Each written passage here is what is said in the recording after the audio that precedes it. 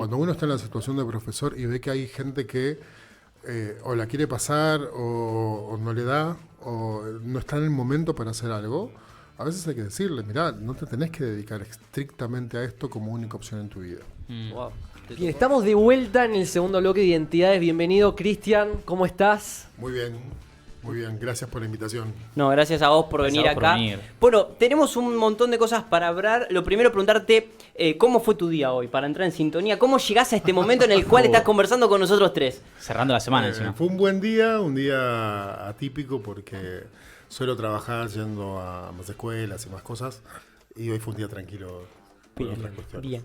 Si tuvieses que definirte, ¿qué haces? ¿Qué sos? Porque sos muchas cosas. Qué pero... difícil. El problema es que te defina solamente la profesión. Bien, Bien. el rol. En muchos Bien. casos, asumir un rol dentro de lo que es la profesión del área de comunicación puede ser definitorio y, no sé, en algún momento dije soy periodista. Me estás pidiendo algo que en algún momento, por ejemplo, la academia me exigió para las presentaciones y yo elegí decir educador, periodista y comunicador. Ese orden, ¿por qué lo elegís así? Ahora. Mirá, me pasa algo. A mí la docencia me gusta mucho. La situación de generar procesos educativos me apasiona. Sí. Pero no es algo que haya estado toda la vida presente en mí. De hecho, al principio, cuando tenía la edad de ustedes, suponía que no iba a enseñar ni que me iba a poner en situación de ser el profe de nadie. Sí. De hecho, la primera persona que me dijo que yo podía dedicarme a la docencia fue un asesor pedagógico al que Mira. mandé a pasear. Qué Y divertido. claro, y le dije que no, que estaba loco, que estaba muy equivocado, que bajo ninguna circunstancia yo me iba a dedicar, y mucho menos, como él me dijo, vos podrías trabajar con adolescentes. Yo era un pibe, adolescente en ese momento, y dije, Claro. estás loco. Sí, y pensado. Absolutamente. Después me di cuenta que el que no la veía era yo, claramente. Pero en ese momento él estaba viendo algo que yo no puedo ver y que nos pasa a todos los seres humanos, que es vos en tu punto cero no te ves como te ven los demás. Vos ves el candombe que pasa por tu cabeza, el caos que sentís. Yo en ese Sí. momento sentía muchas cosas, que podía ser locutor, contador público, psicólogo, cura, y tranquilamente podría haber pecado para cualquiera de todos esos lugares. ¿Cómo nosotros, que yo no me siento académico cuando hablo, como un alumno como yo de golpe puede llegar a ser un profesor que habla y que escribe incluso? Eso es algo para hablar, esos textos académicos que leemos y todo, qué diferentes son a mi forma de escribir, ¿no? ¿Cómo llega cualquiera a ese nivel de... Primero que no puede llegar cualquiera. Ok. No Primero que cualquier... no están todos invitados. Me interesa eso. Es tremendo, pero es así. No, claro. De hecho, a ver, es algo que a veces es muy doloroso. Sí. Cuando uno está en la situación de profesor y ve que hay gente que o la quiere pasar o no le da o no está en el momento para hacer algo, a veces hay que decirle, mirá, no te tenés que dedicar estrictamente a esto como única opción en tu vida. Wow. ¿Te tocó decir eso alguna Sí, vez? y es muy duro, pero a veces... A ver, me ha pasado con situaciones... Yo recuerdo una que a mí me resultó dolorosa y que se repitió un par de veces. Donde, no importa quién, pero en una de las personas, me acuerdo de una situación en particular, me dice, profe, estoy embarazada, me siento muy mal, ¿sí? No sé si voy a poder venir en el parcial. ¿Me lo puedo tomar otro día? Por supuesto, hay un recuperatorio. Sí, claro. Sí. Da recuperatorio y lo da mal. Dice, profe, sí, pero entienda, yo estoy embarazada. Yo lo entiendo perfectamente. Claro. Ahí llega Claro. la posibilidad académica. Pero la verdad es que la academia dice que yo hoy tengo que pasar la nota. Claro. Sí. ¿Sí? Hablo con quien era en ese momento mi jefa de trabajos prácticos y mi ayudante, le digo, una opción es que yo hoy le tome oral. Para lo cual mi ayudante me dice, la destrozás en un oral. Si no puedo con el escrito, Sí, oralmente. le digo, bueno, es la única opción que tenemos. O sea, es hoy hay que entregar notas. Sí. ¿Estás en condiciones de rendir oral ahora? ¿No puede ser mañana? No. En un día tampoco iba a alcanzar. No, la verdad es que no vas a poder reconstruir un cuatrimestre entero Sí. que no pudiste resolver por esta situación. Entonces les dije, mirá, no dejes.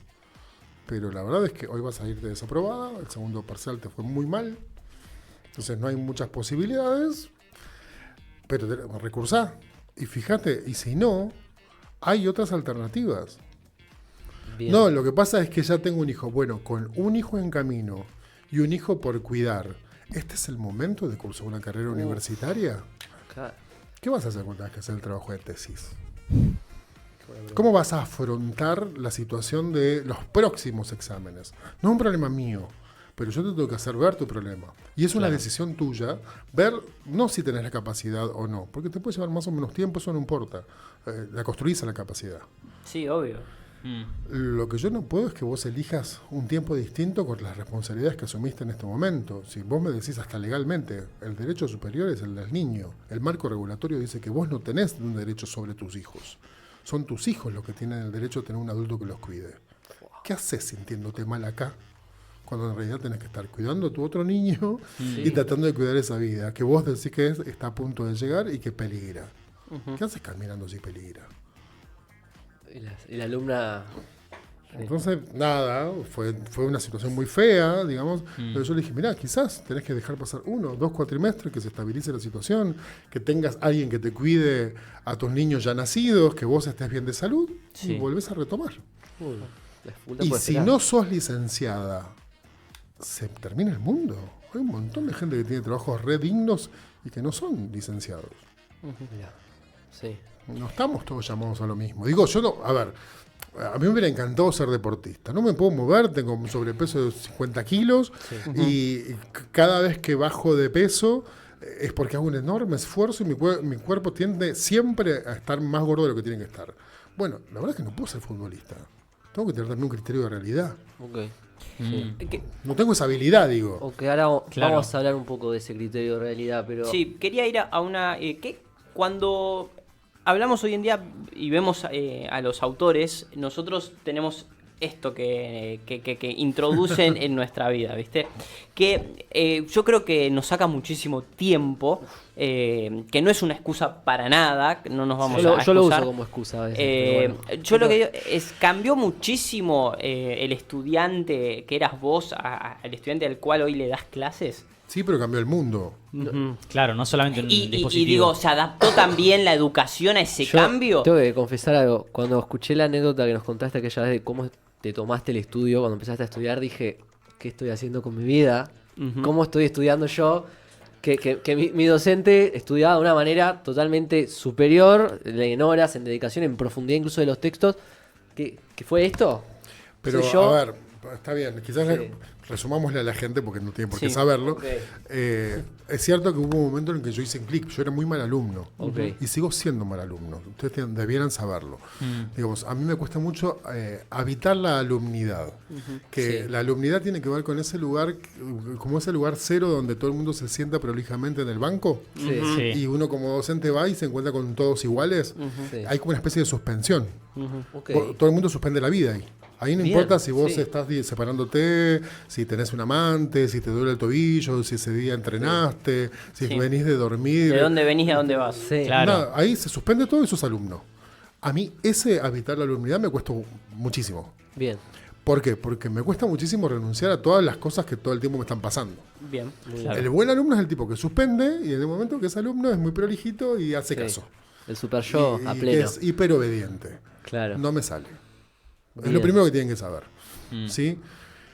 Segundo es cuando yo llego a la universidad, me doy cuenta que hago mi mejor esfuerzo con las herramientas que tenía del secundario, que eran bastante poquitas. ¿Sí? Sí. Y me doy cuenta que haciendo el doble, el triple del esfuerzo que había hecho en el secundario, yo no lograba ni sacarme un 4. Entonces dije, bueno, la primera conclusión fue, bueno, esto no es para mí, no me da la cabeza. Mira. O sea, yo no me puedo dedicar a ser universitario porque esto es para gente inteligente y yo soy un gil. Así corta. Digamos, esa fue la primera conclusión. Ahí fue muy importante la aparición de una persona, un compañero, Sí. que para mí era un viejo, un tipo como de 30 años. Tremendo. Para Claro. mí era Matusalén. Sí, porque yo tenía 18, 19. Claro. Un tipo me dice, no, bueno, ¿cómo te fue? Horrible. Le digo la nota que me saqué, una nota ridícula, porque aparte de un profesor que torturaba alumnos sacándole, te ponía unos 33, unos 22. En decimales.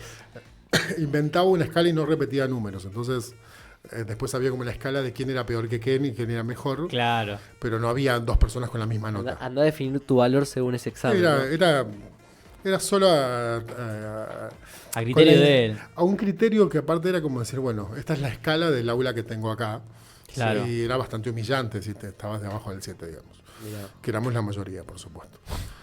En esa situación, yo lo que descubro es que este pibe que se me acercó me dice, che, yo la cursé 2 veces.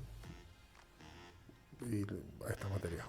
Y me dice, sí, no te fue tan mal. Si es la primera vez que la cursaste, la nota que te sacaste es horrible.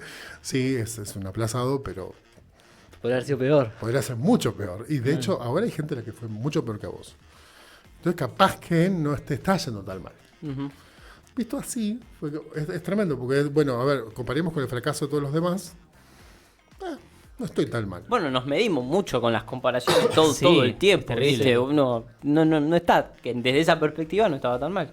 Y ahí apareció algo, que fue, empezaron a aparecer personas, que había militantes de la universidad, estudiantes, a los que les iba mejor y qué sé Vos yo. estudiaste en... Lomas de Zamora, Universidad Nacional de Lomas de Zamora. Y en eso aparecieron gente que tenía otras rutinas muy distintas a la mía.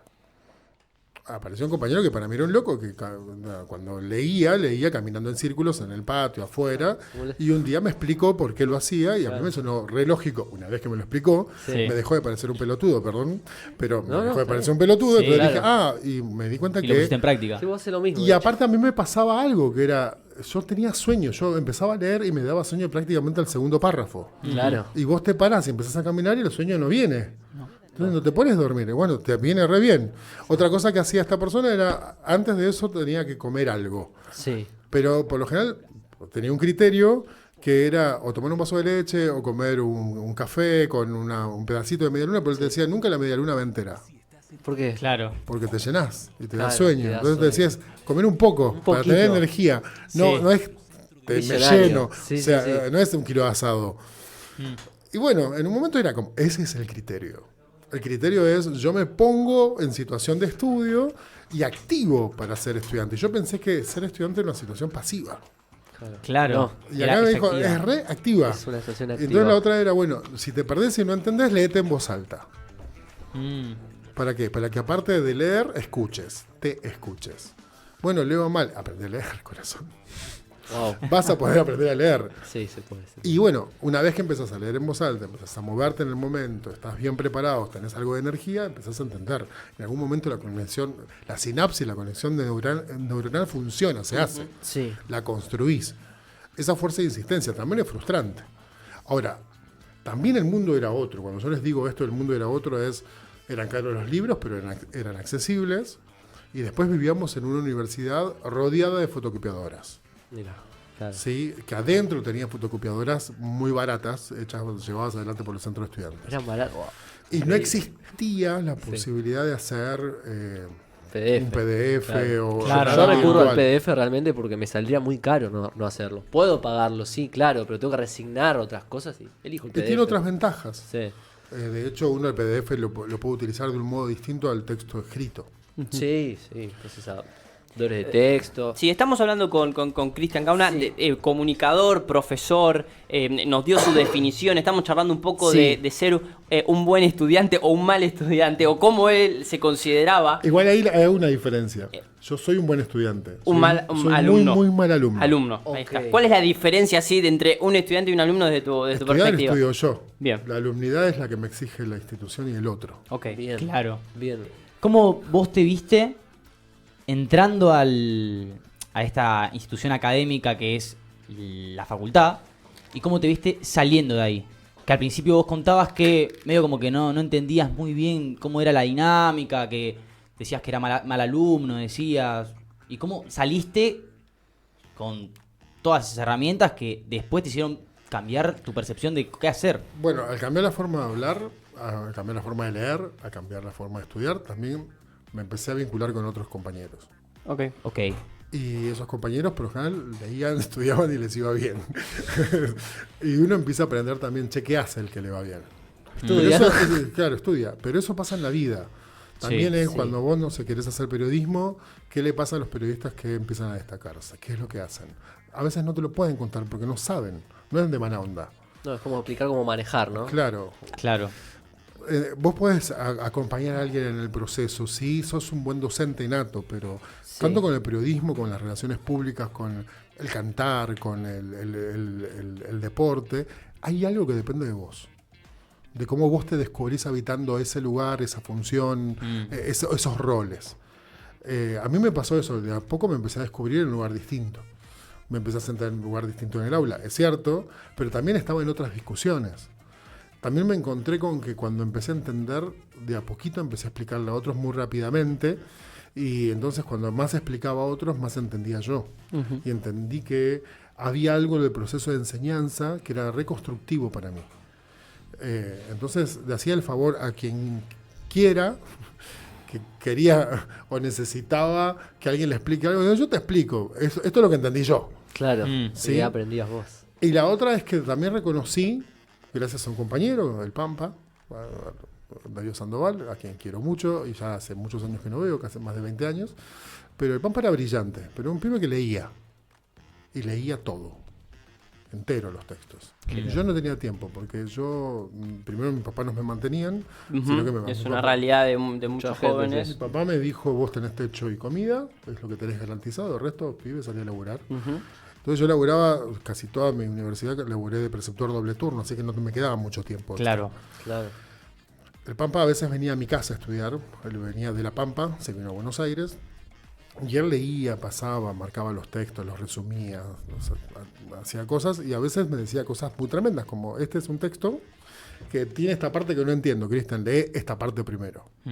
De aquí viene el texto y me contaba en 10, 15 minutos de qué venía el texto, y yo tomaba de lo que él me decía que no entendía, un párrafo antes, un párrafo después, y trataba de interpretar. Ahora, yo sabía algo que él también había entendido y que tiene que ver con reconocer algo que es la habilidad que uno tiene y jugar rompiendo un poco el ego. Yo sabía que a mí me costaba mucho poder resumir y poder entender el texto que era realmente académico. Pero yo te entendía el académico en persona. Cuando yo iba a un teórico, el tipo le entendía todo. Bien. Y no me perdía. Claro. ¿Sí? Sí. No le pasa a todo el mundo eso. No, claro. No. Entonces, a mí, yo entendía rápido, leía lento, sigo leyendo lento. Okay. Entonces, prefería que resuma alguien que leía rápido. Claro, sí, son Y capacidades. él también había aprendido algo del ego muy importante, a domar su ego, que era, vos sabés que es tremendo, si vos estás leyendo un libro, te lo comiste entero y hay una parte que no entendés, viene un gil de laburar, le decís 2 frases, se lee media carilla y te explica lo que vos te mataste tratando de entender todo el día, Claro. te destroza el ego. Sí. Bueno, eso es lo que hacía él. Con mucha grandeza me decía, era esto, claro, buenísimo, y seguía adelante. ¿Cómo no lo vi? Qué calamidad. Bueno, sigamos. Tenía la capacidad de darse cuenta que él era más lento para eso, pero mucho más rápido en la lectura. Claro. Sí, yo me voy a otro lado que tiene que ver con la educación. Vos además de iba a ir ser ahí docente, estás metido en una estructura educativa, ¿no? Por lo que nos comentaste. Y hay una deserción escolar muy alta, ¿sí? En secundarios, en la universidad también. Y a mí me preocupa como estudiante, como ciudadano, ver que los chicos no llegan, obviamente, a terminar sus estudios y a la facultad, ¿no? Sí, un ejemplo, por ejemplo, en mi curso de colegio, que yo fui a un barrio conurbano, pleno San Justo, en colegio privado, pero nada guau. Somos muy poquitos, 2 o 3 lo que continuamos estudiando una carrera universitaria. Sí, mi curso Sí. de la misma escuela va a ser lo mismo. ¿Qué termina pasando con todo ese que no está en el ambiente? ¿Hay alguna forma y cómo entra la educación? ¿O ¿Qué ya pasa? está? O sea, se termina el colegio y ya está, no hay... No, a ver, primero tenemos algo. Sí. Sería buenísimo que todo el mundo pueda hacer el secundario y terminarlo como dice la ley. La ley garantiza que todos estamos hasta los 21 años acompañados por el Estado en guarda de nuestras familias para poder hacer el secundario y terminar esa formación básica. Eso no se cumple, ya tenemos un problema. Bien. La otra cuestión que vos planteás es, aparte de desgranamiento, el desgranamiento es los estudiantes que se van perdiendo a lo largo del proceso. Sí. ¿Sí? La otra cuestión que es muy distinta es la distancia que hay entre nuestros recorridos personales y los recorridos que te proponen las instituciones o las formaciones teóricas. Ok. Que en algunos casos hay gente que los buenos alumnos lo recorren sin problema. El Sí. primer año lo hacen el primer año que lo cursan y del quinto año el quinto año que lo cursan. A mí me pasa algo. Yo primaria y secundaria no repetí jamás, ¿sí? Pero siempre me llevé materias. Mira. Siempre fui muy mal alumno, era muy desobediente, me aburría fácil, era díscolo, ¿sí? Sí. Ahora, de todos modos, había en las instancias de recuperación y demás una situación personal que era que a mí me alcanzaba eso para poder recuperar y pasar de grado, y después pasar de año. Cuando llegué a la universidad, ahí es donde falla. Yo curso la materia, tengo los recuperatorios, no son suficientes y me doy contra una pared. Sí. Opa, acá es distinto, haciendo incluso mucho más esfuerzo del que estaba acostumbrado, no es suficiente. Y en eso te tengo que decir, viste que los que hicimos la primaria y después pasamos al secundario, pasamos de mundos a mundos distintos. Sí. Sí. Se parecen porque son escuela, pero son distintos en las formas de vincularse, en las reglas, Sí. en las formas de... Sí, en su magnitud, en En las cantidades de información que te bajan, en los problemas que tenés que resolver, en la autonomía que tenés que tener, en la cantidad de docentes. No es lo mismo tener una maestra y un profe de música y un profe de educación física Sí, que pasar a tener 12 profesores. No, Claro, uno por materia. es como mucho lo que hay ahí de distinto. Y no todo el mundo se adapta del mismo modo. Entonces, me parece que hay algo de entender que a veces la institución te propone un camino y no todos estamos preparados para el mismo camino. Y ahí sí hay una disyuntiva que es histórica, en el mundo, no solo en la Argentina, que es la idea de si la escuela tiene que ser igual para todos y ser universalista, que es que a todos les tenga que dar mínimamente lo mismo, Sí. o si tiene que ser una escuela que genere políticas públicas focalizadas y trabaje para algunas poblaciones de un modo distinto en relación a otros. Mirá. Ahora, ahí sí hay que entender algo. Yo a veces tengo que ver para qué trabajo. En mi caso particular, yo trabajo para las escuelas de la ciudad de Buenos Aires, pero atendiendo a un área que es que los pibes, algunos pibes puedan acceder de un modo distinto al mundo audiovisual y del cine. Bien. Pero es muy común que en la población que está trabajando con nosotros, cuando vos hablas con ellos, les decís, chicos, vamos a hacer nuestra primera salida al cine, y más de la mitad te dice que nunca fue al centro, no es Claro. que nunca fue al cine. Sí. Claro. Al cine era inimaginable porque es caro. Sí. ¿Sí? Entonces, hay como una enorme distancia cuando vos decís, bueno, pará, yo lo quiero llevar por primera vez al cine y el pibe al ir al cine le resulta inimaginable porque es impagable. A ese tipo, ¿cómo le va a resultar imaginable ir a la universidad? No.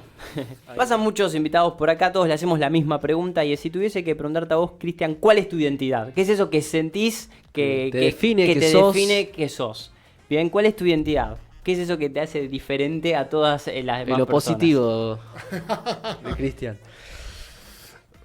¿Cómo me defino? Sería la... No, ¿Cuál es tu capaz, identidad? capaz no es qué te define, sino de dónde sale todo lo que después va a fluir para convertirte en quien sos. Oh, Por lo que te interpretes de la pregunta, puede no, ser. me parece que el disfrute. Soy un sujeto que busca algo de disfrutar y hacer disfrutar a los demás. Y seguramente tiene mucho que ver con la comunicación, pero la comunicación no solo en la enseñanza, puede ser en medios, puede ser en publicidad, puede ser en la música. Nada, me parece que una de las cosas que a mí me apasiona es poder despertar alguna fibra vital en nosotros y hacerlos sentir vivos. Nada más. Espectacular. Increíble. Muchísimas Esto fue- gracias, Cristian. Esto fue Identidades, nos vemos el próximo viernes en Urbana.